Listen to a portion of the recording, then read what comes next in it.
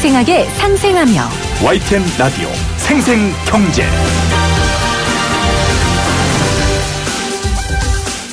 안녕하세요. YTN 라디오 생생경제 김혜민입니다. 넉 달 전 도박빚 갈등으로 살인사건까지 벌어진 도박판에서 도박주와 도박을 하던 사람들이 붙잡혔습니다. 붙잡힌 사람들은 기초생활보장수급자 60대 할머니들이었는데요. 할머니들은 도박에 빠져 매달 40만 원에서 60만 원씩 받는 기초생활보장수급비를 탕진했습니다. 정부에서 오늘 현실적이고 냉정하게 경제를 전망하겠다며 올해 실제 국내 총생산 성장률을 2.9%로 0.1%포인트 낮췄는데요. 그리고 동시에 저소득층을 위한 여러 제도들을 소개했습니다. 국민들의 삶의 개선을 위해 정부는 노력해야 하죠. 국가의 존재의 이유입니다.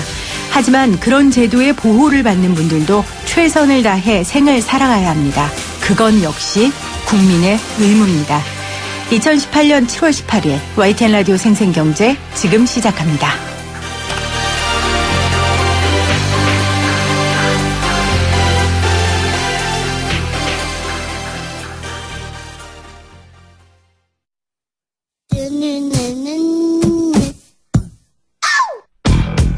더 생생한 경제, 더 상생하는 대한민국.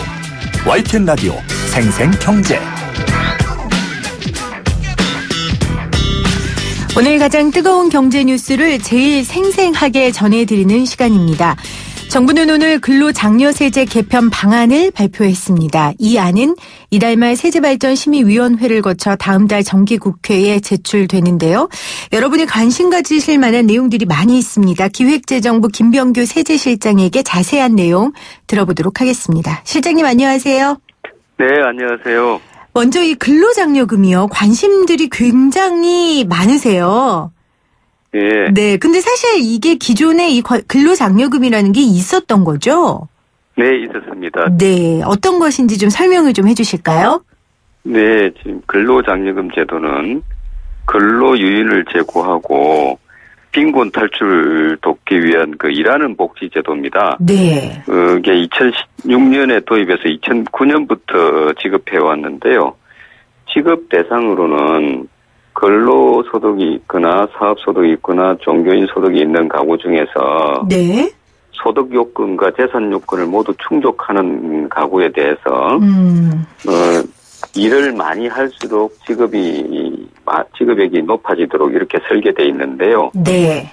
그래서 예를 들어서 단독 가구, 혼자 사는 가구의 경우는 연 소득이 1,300만 원 미만, 네. 콧벌이 가구는 2,100만 원 미만, 맞벌이 가구는 2,500만 원 미만 소득이 있는 분들 중에서 재산이 1억 4천만 원 미만이어야 됩니다. 네. 이런 분들에 대해서 최대 85만 원에서 250만 원을 지급하도록 하는 제도입니다. 네. 2006년에 도입돼서 2009년부터 이 근로장려금이 지급됐고요. 지금 세제실장님이 설명해 주신 부분은 개편한 전의 내용입니다. 맞습니다. 그렇죠? 네. 예. 자, 현재는 그리고 이 10년째 유지됐던 이 근로장려금이 이제 지급 대상이 2배, 또 규모는 3배로 커진 내용으로 바뀌었습니다. 이 내용에 대해서 좀 자세히 들어볼 텐데요. 어떤 부분을 중점적으로 개편하셨습니까, 이번에? 예. 그동안에 이제 이 근로장려금을 지속적으로 확대를 했음에도 불구하고, 네. 일하는 저소득층 지원제도로서는 국민들이 체감하기에 미흡했다는 평가입니다. 네. 그래서 지원 대상이 기초생활보상제도 수준에 불과해서 저소득 근로가구를 포괄하기에 좀 미흡했고, 네. 지급액도 85만 원에서 250만 원이 외국에 비교를 했을 때도 낮은 수준이고, 네. 평균 지급액도 도입 초기와 지금 현재 장년 지급액이 비슷합니다. 그래서 늘지를 않았습니다. 네. 그리고 지급 방식에 있어서도 전년도 소득을 다음 연도에 지급하다 보니까 네. 시차가 있어서 그 근로정대와 근로유인 체감 효과가 좀 줄어든 문제가 있었습니다. 네. 그래서 이번에 근로장려금 시행 10년을 맞이해서 일하는 복지 기본틀로 이제 확대 설계를 한 것입니다. 네, 그러니까 현실적으로 그리고 실질적인 변화를 이번 개편안에 반영시켰다라는 말씀이신데요. 예, 그렇습니다. 내용을 좀 보니까 실장님 단독 가구에 대한 지원이 대폭 강화됐더라고요. 네네네. 이번에 중점적인 개편 내용 중에서 네. 단독 가구에 대한 지원을 대폭 강화했는데요. 네. 단독 가구에 대해서는 연령 요건도 없애고 네. 소득 요건도 대폭 완화하고 네. 지급액도 대폭 인상을 했습니다. 왜냐하면은 저소득층에 주로 종사하는 임시 일용직 이런 분들의 그 단독 가구가 상당히 많습니다. 그렇죠. 연령도 높아졌고요. 예, 그렇습니다. 네. 그래서 단독 가구의 지원을 대폭 확대해서 소득 재분배 효과를 높이기 위해서 지원을 대폭 확대하게 된 것입니다. 그러니까 연령도 없앴고 예. 그리고 소득 요건도 완화시켰고 지급액도 인상했다고 하셨는데 그러면 지급 그 최대 지급 구간이 단독 가구는 어떻게 됩니까? 지금 현재는 네. 연소득 600만 원에서 900만 원 구간이 최대 지급액 구간인데요. 네. 앞으로는 400만 원에서 900만 원 사이로 확대됩니다. 네, 단독 가구의 경우에요. 네, 그렇습니다. 네. 그리고 헛벌이 가구 같은 경우도 변했죠? 예. 헛벌이 가구의 경우는 최대 지급 구간이 900만 원에서 1,200만 원 사이인데 네. 앞으로는 700만 원에서 1,400만 원으로 확대를 했고요. 네. 맞벌이 가구의 경우는 현재 1,000만 원에서 1,300만 원인데 개편안에 의하면 800만 원에서 1,700만 원으로 확대됩니다. 네. 네. 그리고 지급액의 경우도 최대 지급액이 단독 가구에는 현재 85만 원인데 150만 원으로 확대 인상됩니다. 네. 75%가 증가를 하고요. 네. 헛벌이 경우는 200만 원인데 260만 원으로 인상하여 30%가 증가를 했습니다. 네. 그다음 250만 원인 그 맞벌이 가구의 경우에는 300만 원으로 인상해서 인상률이 20% 증가하도록 했습니다. 네. 저는 이번에 개편안을 보고요, 실장님. 이 실질적인 금액이 높아진 것도 눈에 띄는 변화지만 또 하나는 이 가구의 유형별 차등 인상이 굉장히 눈에 띄었어요. 예. 네, 이건 어떤 의미일까요? 저소득층에 속해 있는 분들이 이제 단독 가구가 빈곤층에 제일 많이 있고요. 네. 그 다음에 헛벌이, 맞벌이 이렇게 돼 있습니다. 그래서 단독 가구를 제일 많이 대폭 인상을 하고, 네. 그 다음 헛벌이, 맞벌이 이런 형태로 인상폭을 차등화했습니다. 네. 그러니까 이건 역시도 현실적인 현실을 좀 반영한 그런 변화라고 할 수 있겠네요. 네, 그렇습니다. 결국 이런 근로장려금을 정부에서 적극적으로 주는 이유는 이 저소득층의 일자리와 소득 여건이 악화됐기 때문이 아닌가 싶은데요. 기재부에서는 지금 현재 저소득층의 일자리 그리고 소득 현황 어떻게 파악하고 계세요? 지금 최근 저소득층이 주로 종사하는 일용 임시직이 이제 1분위 가구의 한 46%가 되고요. 네. 영세자영업자가 한 26%가 되는데 이런 분들이 큰 폭으로 감소해서 고용이 굉장히 부진한 상태입니다. 그래서 18년 금년 상반기 취업자 증감을 보면은 네. 임시 일용직이 20.1%가 감소를 했고요. 네. 고용원이 없는 자영업자 혼자서 영업하시는 분들도 한 7.3% 감소했습니다. 네. 그리고 1분위, 그러니까 소득 하위 20%에 해당하는 분들의 소득 감소 등으로 분배 상황이 상당히 어려운 상태입니다. 예를 들어서 5분위 배율이 네. 2003년 이후로 최고로 높아서 소득 분배가 상당히 악화되어 있는 상황입니다. 네. 일하는 복지라고 말씀하셨어요. 이 근로장려금이. 정말 이 근로장려금이 많은 분들에게 실질적인 도움이 되기를 저도 바라는데, 그렇다면 이 변화된 안을 기준으로요, 근로장려금의 혜택을 보는 분들이 전국에서 얼마나 되는 겁니까? 네, 지금 현재로는 작년 기준으로 166만 가구에 1조 2천억이 지급되었는데요. 네. 제도 개편으로 인해서 334만 가구, 네. 3조 8천억 원이로 확대됩니다. 예, 지원이 대폭 확대된다고 볼 수 있겠습니다. 예. 네. 전체 334만 가구에 3조 8천억 원 정도의 규모입니다.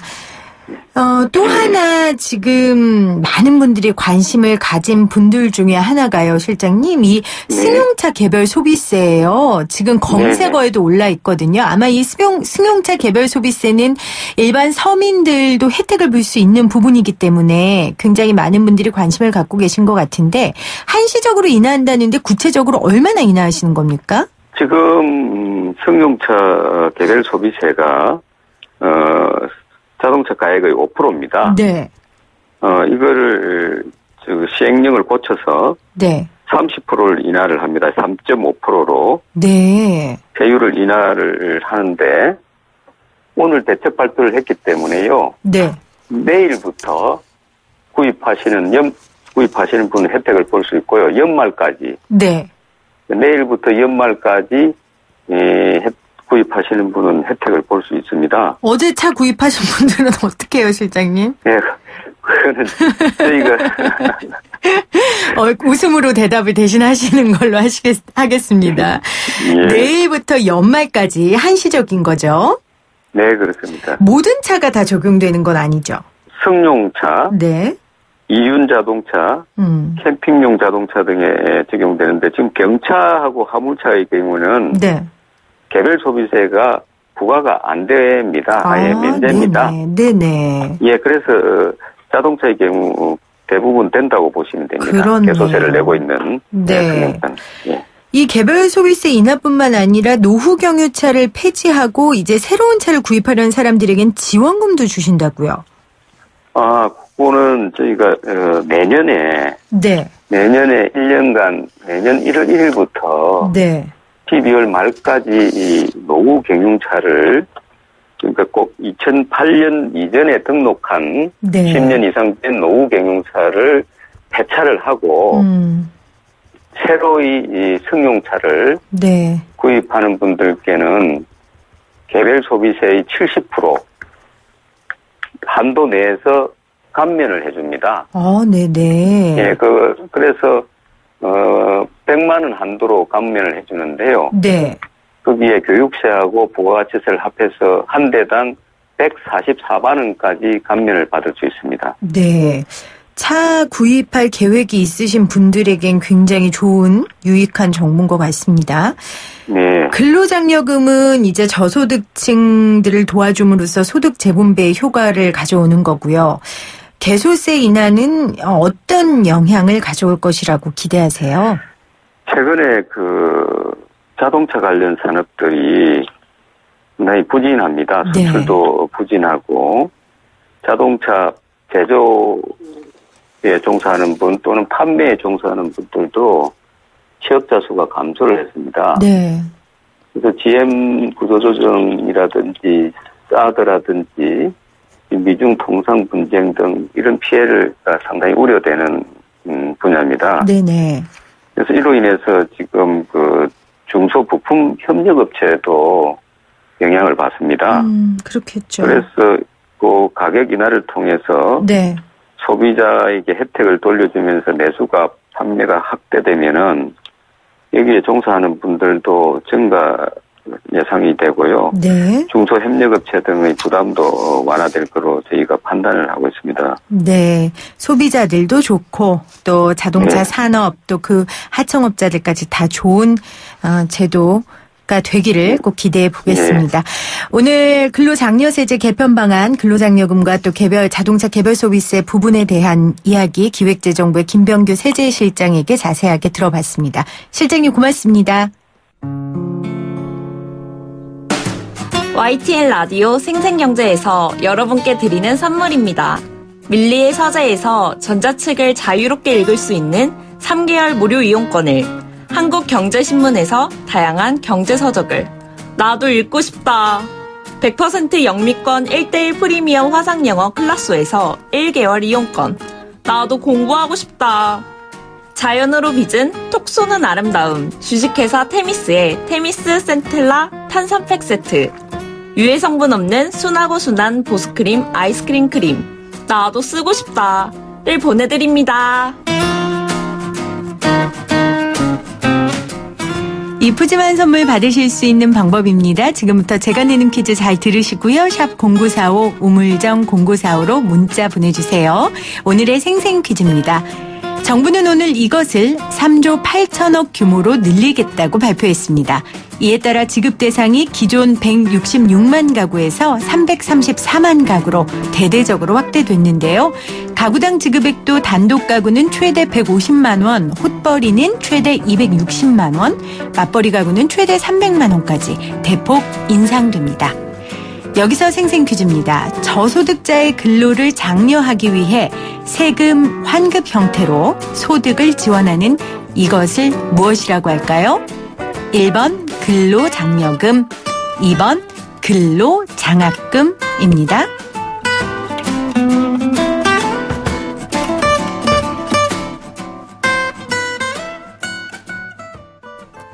생생 퀴즈 참여하시는 법 아시죠? 샵 0945로 정답 보내주시면서 이것과 관련된 여러분들의 의견을 보내주시면 됩니다. 1번 근로장려금, 2번 근로장학금입니다. 생생하게 상생하며 YTN 라디오 생생경제는 방송통신위원회의 방송통신발전기금을 지원받고 있고요. 포스코와 함께합니다. 저는 2부에 다시 올게요.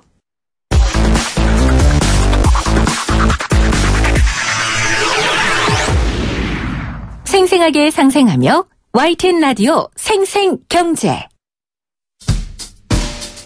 을이 웃어야 한국 경제가 살아난다.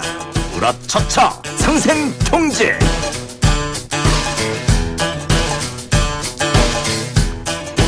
을이 웃어야 한국 경제가 웃는다. 으라차차 상생경제. 오늘도 수요일 이 시간을 함께해 주실 두 분 모십니다. 민생경제연구소 안진걸 수장님, 개그맨 정범균 씨 오셨어요. 안녕하세요. 안녕하세요. 반갑습니다.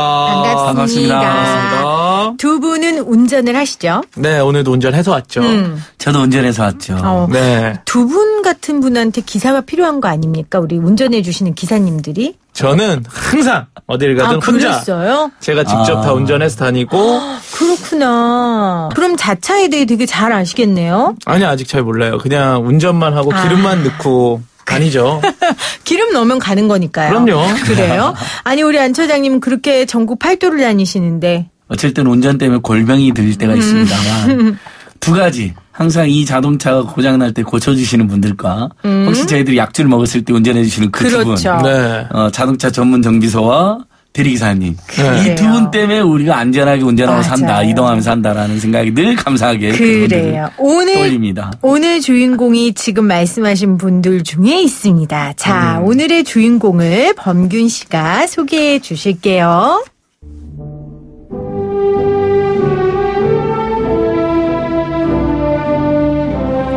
약은 약사에게, 진료는 의사에게, 그리고 차는 전문 정비업소에. 우리의 두 발을 맡기는 자동차, 그 자동차를 맡아 그야말로 닦고 조이고 기름치는 우리 동네 정비업소 사장님들. 오늘은 그분들의 애환과 함께 울고 웃어 보겠습니다. 한국자동차 전문 정비사업 조합연합회 윤육현 회장님 나오셨어요. 어서 오세요.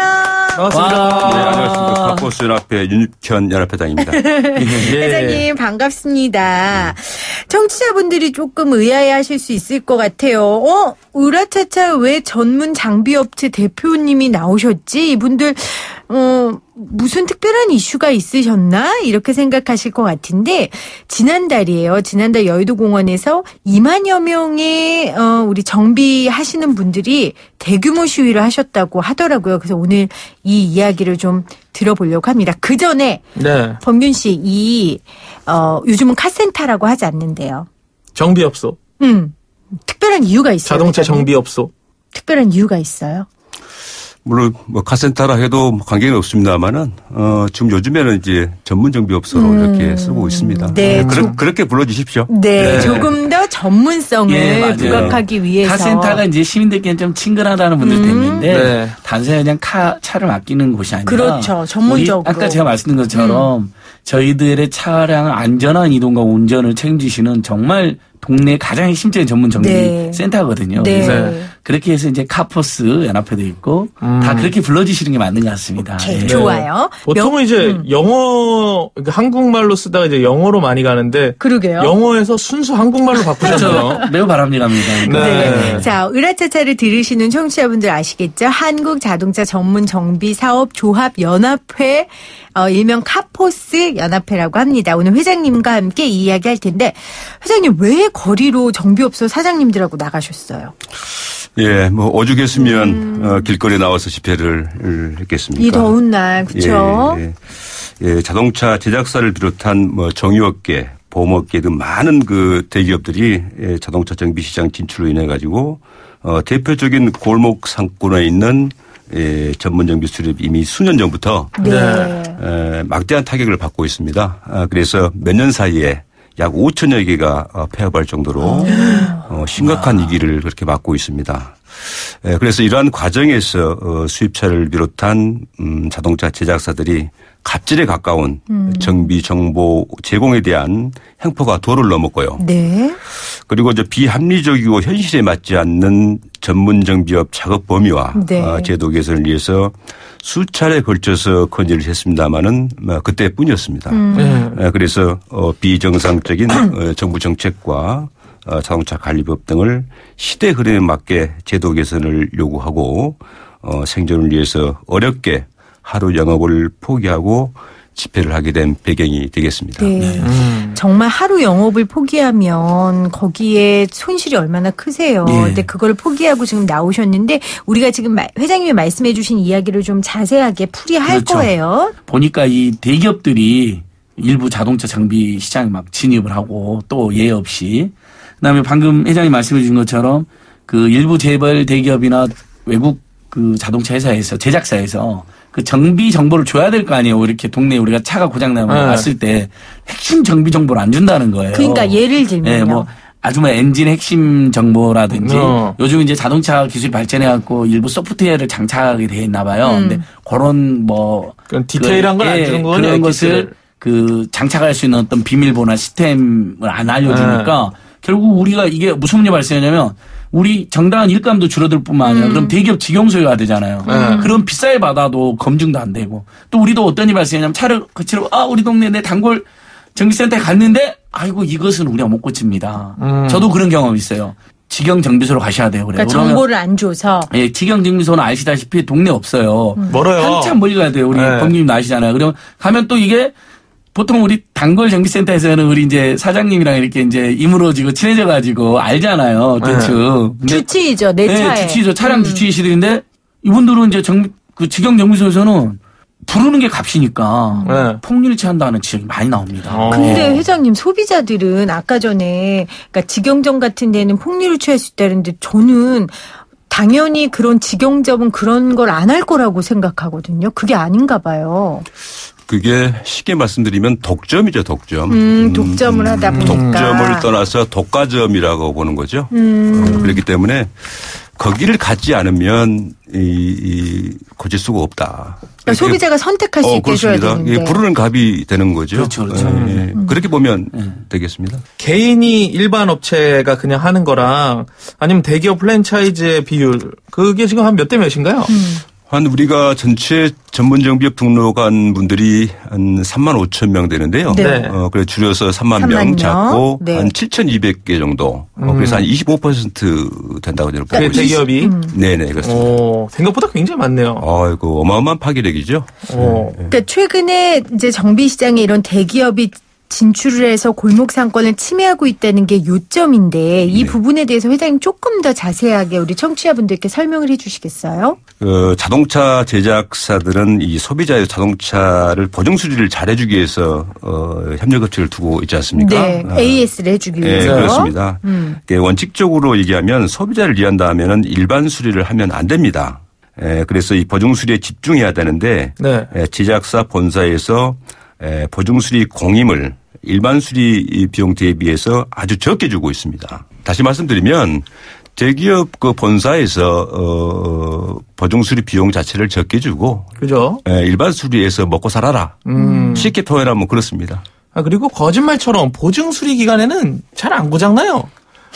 그렇죠. 보증 수리 기간이 끝나고 나서부터 이게 돈이 많이 들어가지. 그렇죠. 그 기간에는 이상하게 또 잘 안 고장이 나요. 차가 뭘 아는 것처럼. 차도 이제 좀 아파요. 그러니까 대기업 프랜차이즈들이 그만큼 이제 일반 수리까지 보증 수리만 하면 상관없는데 일반 수리까지 많이 뛰어드니까. 그래서 더 이제 문제가 되는 것이 뭐냐면 이 보증 수리가 끝난 자동차를 이 소비자들에게 포인트를 준다든가 또 제작사에서 고객하고 계약을 맺어가지고 계속해서 보증자 끝난 기간 이후에도 대기업의 자본과 시스템으로 인해 가지고 소비자를 대기업 협력업체로 이렇게 유도를 하게 됩니다. 쉽게 말하면 일거리를 싹쓸이하는 그런 구조가 되겠습니다. 그렇기 때문에 이러한 문제가 더 심각하지 않는가 저는 그렇게 판단을 합니다. 저 이거 전화 받은 적이 있습니다. 보증기간 끝났는데 보증기간 연장하시겠습니까? 이러면서 전화 온 적이 있어요. 그 얘기를 지금 하시는 거죠? 네, 맞습니다. 바로 그겁니다. 이 같이 골목 상권이 있는 거죠. 협력업체하고 일반 정비업 같이 이제 골목 상권이 있다 보니까 서로 경쟁하게 되는 거죠. 그렇기 때문에 이것이 더 심각한 문제가 아닌가 저는 그렇게 보고 있어요. 그러니까 또 이 대기업 문제가 하나 더 있는데 우리 그 정부의 자동차 정비센터 선생님들이 다 요즘 다 신용카드로 결제하잖아요. 그래요. 요즘 이제 논란이니까 이것도 한번 제가 보태요. 근데 우리는 공인만 지출하는 게 아니라 보통 부품 교체 많이 하죠. 타이어 교체 많이 하고. 네. 그럼 우리 정비센터에서도 그걸 사갖고 오잖아요. 네.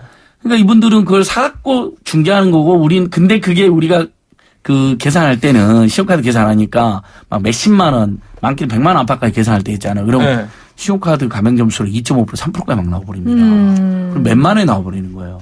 그럼 실제로는 정말 저분들이 작게 번 공임 중에 상당수가 신용카드 가맹점수로 나가는 문제도 있습니다. 그래서 이 신용카드 가맹점 수수료도 지금 전국적으로 다 문제잖아요. 그렇게. 아예 못 받거나 아니면 최소화시켜야 된다는데 그 부분도 빨리 그래서 웬만한 정비센터 선생님 물어보니까 많게는 100만 원, 200만 원도 그러니까 300만 원, 200만 원, 300만 원, 400만 원 이렇게 먹고 사는 분들이 신용카드 가맹점 수수료 100만 원, 200만 원 나간다 생각해 보세요.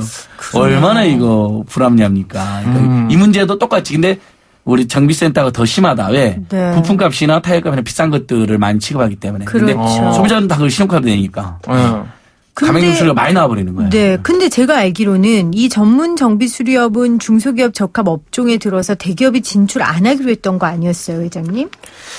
안 하기로 한 게 아니고 2013년 5월 30일 기준으로 그 당시에 있었던 대기업은 그대로 두고 예를 들어서 A라는 프랜차이즈점이 700개 있었다라면 2013년 5월 30일 그대로 두는 겁니다.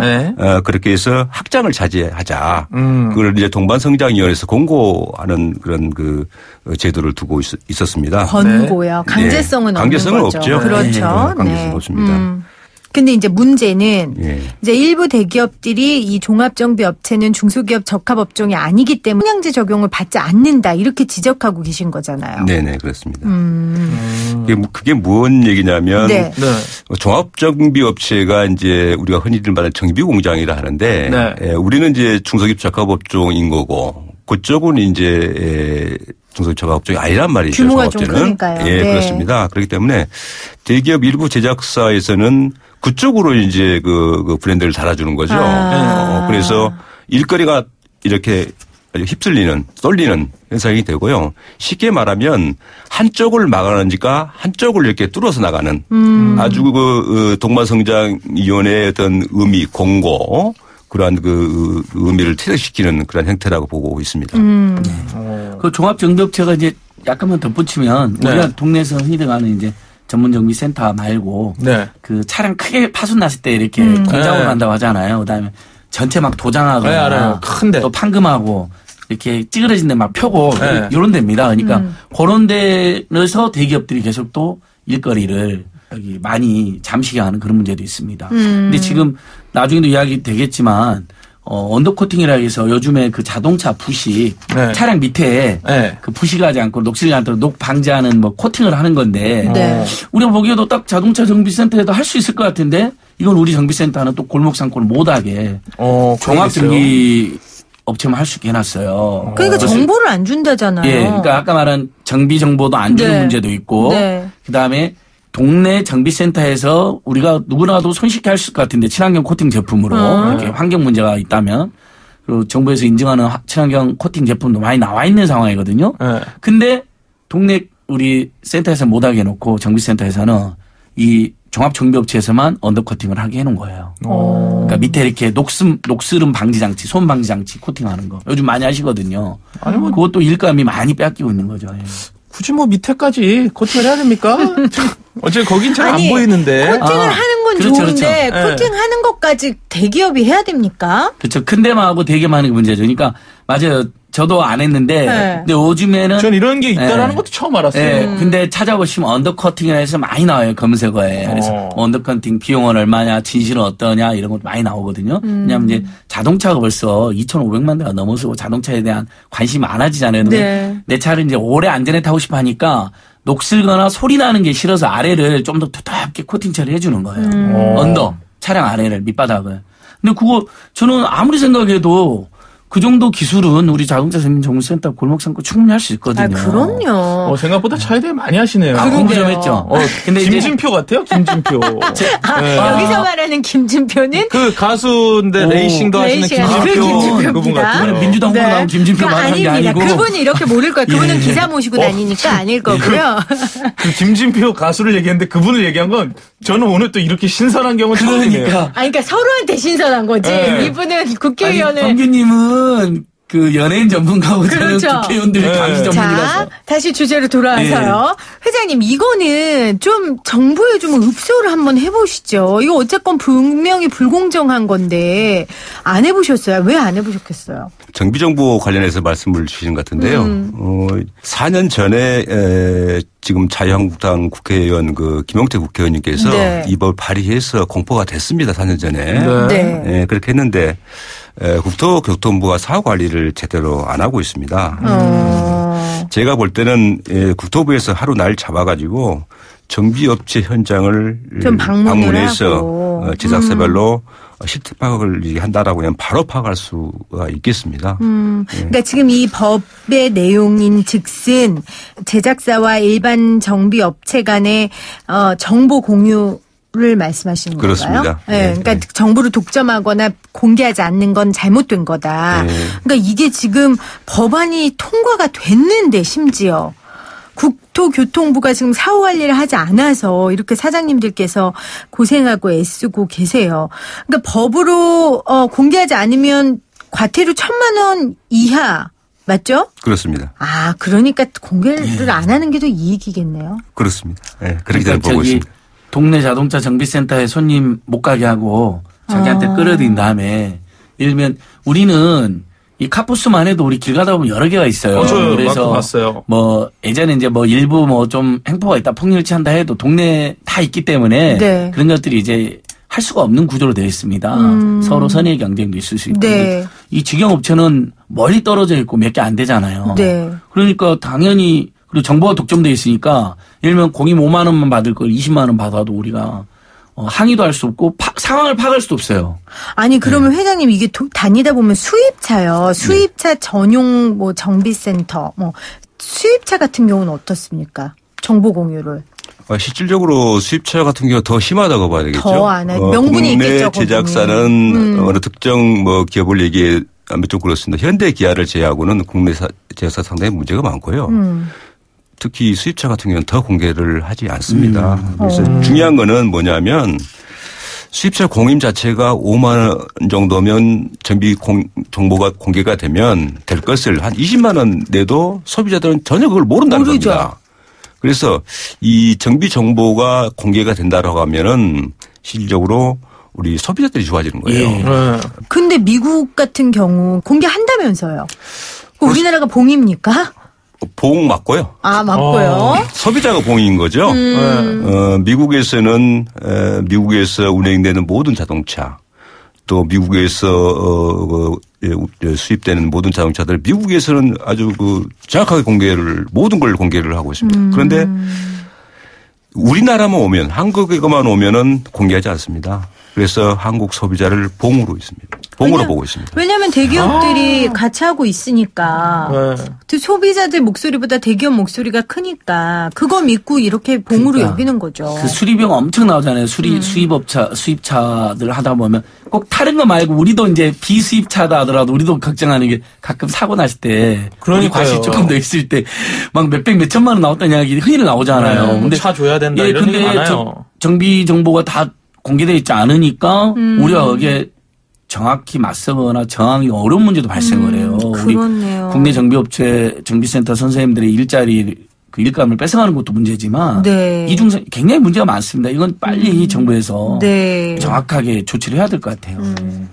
그리고 또 하나 이슈가 있었어요.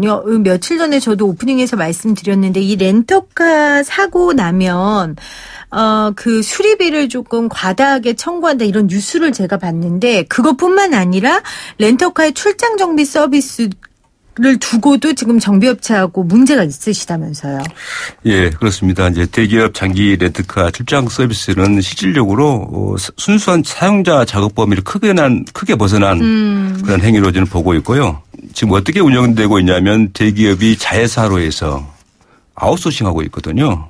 그래서 영업행위를 목적으로 하고 있다. 네. 그래서 엔진오일, 브레이크패드, 배터리 교환 등 이것을 길거리라든지 사무실 이렇게 밑에라든지 이렇게 다니면서 하고 있다. 그래서 이러한 것은 자동차 관리법에 위반된다. 철수해라. 이렇게 주장하고 있습니다. 이게 사실 이제 소비자 입장에서 보면 되게 좋은 거거든요. 와서 엔진오일 갈아주고 와서 브레이크 패드 갈아주고 이러면 우리가 안 가도 되니까 하는데 이게 좀 원래는 불법이다라는 거죠. 이제 법적으로는. 영업행위를 목적으로 하면 안 되죠. 실질적으로 내 차라고 하는 것은 사용자 정비, 통상 자가 정비라고 하는데 이거 자체를 내가 내 차 고친 거에 대해서는 문제가 없지만 이걸 가지고 영업을 목적으로 하는 행위는 잘못됐다. 네, 그렇게 저는 보고 있는 거죠. 그렇죠.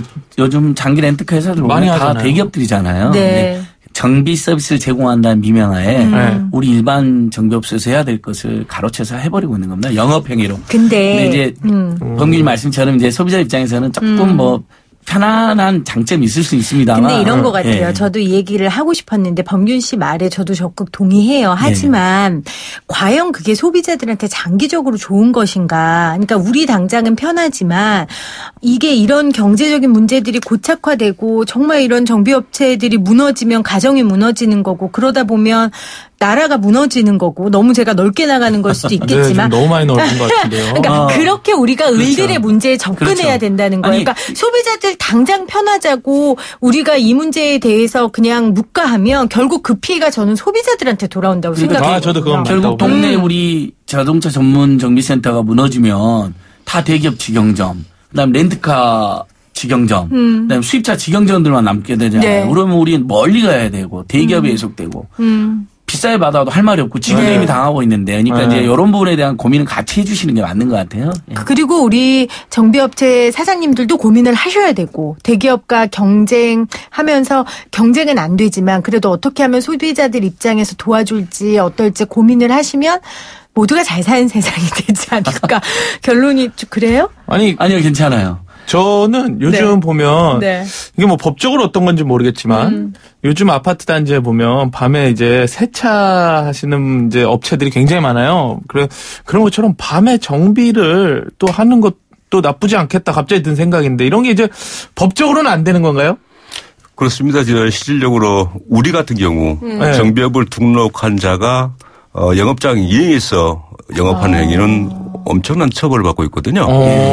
이거 의료법이랑 똑같네요. 그러네. 의사가 아무데나 가서 하면 안 되는 자동차 것처럼. 관리법상 신고된 영업장에서 하게 되는 거예요. 근데 오히려 저희들 보기에 아까 말씀드린 것처럼 범규님이 그 편하다고 했던 렌트카 거기는 오히려 못하게 하고 차라리 동네 정비센터가 경우에 따라서는 이렇게 출장 와서 그런 경우도 있었잖아요. 또 이게 이제 주치의니까 자동차 주치의니까 그렇죠. 골목에 동네 이렇게 좀 풀어줘야 되는데 그건 또 규제로 되어 있으니까 저는 국민의 생명과 안전과 관련된 규제는 우리가 풀면 안 되지만 풀려면 이런 규제들 좀 풀어라. 시대가 바뀌면 조금 이 시대에 맞게 그러니까 동네 규제도 바뀌어야 되지 않나. 자동차 정비센터를 옥죄고 있는 몇몇 규제 아까 말한 언더 코팅도 못하게 해놓고 또 이렇게 출장도 못하게 해놓고 이런 규제를 오히려 풀어야죠.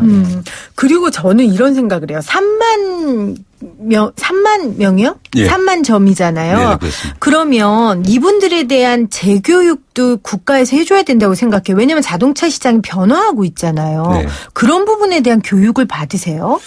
실질적으로 이제 앞으로가 문제죠. 그렇죠. 이제 전기차, 뭐 전기차, 수소차, 친환경차가 지금도 한 50만, 45만 대 이렇게 되는데요. 지금 현재 그렇습니다. 앞으로가 실질적으로 전기차 같은 경우는 정비할 데가 없습니다. 그래서 이제 그런 부분도 문제고. 대기업이 하면 대기업만 해서는 안 되잖아요. 그렇습니다. 그렇죠? 그래서 우리 일반 정비업체도 정부에서 이러한 정부 정책이기 때문에 이렇게 되고 있지 않습니까? 그래서 어떤 기술 교육 같은 거 그런 것이 필요하지 않겠냐 그렇게 생각을 합니다. 그래서 이분들이 자동차 배출가스 저감 장치 같은 거 이런 거는 요즘 새로 나온 거잖아요. 그렇죠. 환경오염 때문에. 그렇죠. 이런 거라도 좀 일반 전문 정비업자가 할 수 있도록 해달라 이렇게 요구를 하셨다고 하더라고요. 네, 그렇습니다. 그런데 이제 특정 업체라고 하면은 이제 무자격자가 되겠죠. 네. 그분들이 이 길거리라든지 나가서 이 DPF 배출가스 저감 장치 필터를 교환하고 있어요. 그래서 가뜩이나 이제 노후 경유차 때문에 폐차되고 일거리가 감소되는 상황에서 그러한 것들이 전문 정비업자가 사실은 그 일을 해야 되잖아요. 또 법적으로 우리들이 해야 될 사항이 있거든요. 그런데 그러한 것들을 무자격자가 나가서 이렇게 하는 것을 우리 조합원들이 봤을 때 상당히 분노하는 거죠. 그래서 정부 정책에 대해서 신뢰도 못하는 거고 이러한 것은 반드시 시정돼야 되겠다. 그렇게 주장을 하고 있습니다. 네. 정말 딱 한 가지 내일 고칠 수 있다면 좀 이거 하나는 바뀌었으면 좋겠다는 거 있으세요? 제작사는 본연의 취지에 맞게끔 보증 수리만 하고 일반 수리는 철수했으면 좋겠고요. 네. 그 선결 과제는 제작사 본사가 보증 수리 비용을 맞게 해줘야 되고요. 그렇게 했을 때 정상적으로 이 골목 상권이 돌아오지 않겠는가 그렇게 생각을 하고 있습니다. 네, 우리 자동차의 주치의 정비업체 사장님들에 대한 어려움 이야기 같이 들었습니다. 민생경제연구소 안진걸 소장 또 개그맨 정범규 씨, 한국자동차 전문정비사업조합 연합회 윤육현 회장이었습니다. 고맙습니다. 감사합니다. 네, 감사합니다. YTN 라디오 생생경제 함께 하셨어요. 3356님이 으라차차 상생경제 들으시고 질문 보내주셨네요. 길거리에서 찌그러진 차 펴드림, 바퀴 펑크 수리 같은 거 해주는 것도 불법인가요? 하셨는데 저도 이번에 알았어요. 카센터가 아닌 곳에서 이런 영업행위를 하는 건 불법이랍니다. 그러니까 의료법처럼요. 법에서 의료행위 그 병원에서 의료행위 하는 것 외에 다른 곳에서 하는 건 불법이잖아요. 저도 이번에 알았습니다. 그리고 또 문자로 질문 그 근로장려금 관련해서 또 많이 주셨어요. 제가 중요한 정보를 안 드렸더라고요. 언제 어디로 해야 되는지 지금 9419님이 근로장려금 신청 날짜에 맞춰서 신청 못한 분들 어떻게 해야 돼요? 방법 좀 알려주세요 하셨는데요. 상반기 소득분은 다음 달 21일부터 9월 20일까지 신청하시면 12월 말에 지급받으실 수 있고요. 하반기 소득분은 다음해 2월 21일부터 3월 20일까지 신청하시면 6월 말에 지급받으실 수 있다고 합니다. 자세한 정보는 여러분들 기사 찾아보시면 금방 나오세요. 또 저희 인터뷰 전문 팟빵이나 팟캐스트 다시 들으실 수 있고요. 홈페이지 오시면 인터뷰 전문 들으실 수 있어요. 3004님 근로장려금이요. 근데 근로소득이 확인이 안 된다고 지급 거절당했어요 하셨는데 가만히 있지 마시고 자세하게 여쭤보세요. 그러면 또 다른 방법이 있을 수도 있습니다. 8719님 근로장려금 우리나라는 저출산이 심각한데요. 자녀장려금도 확대되면 나라의 경제가 더 튼튼해지지 않을까요? 7918님 근로장려금이요. 차 안에 에어컨 켜고 다녀도 더워요. 6900님 근로장려금 받다가 못 받으니까 허전합니다 하셨는데 그만큼 가계소득이 나아졌다는 말씀이시니까요. 혜택이 더 필요한 분에게 혜택이 돌아갔다고 생각하시면 될 것 같습니다. 오늘도 문자로 또 애청해 주신 여러분들 감사하고요. 저는 내일 이 시간에 다시 오도록 하겠습니다. 이 프로그램은 방송통신위원회의 방송통신발전기금을 지원받아 제작하고 있고요. 포스코와 함께합니다.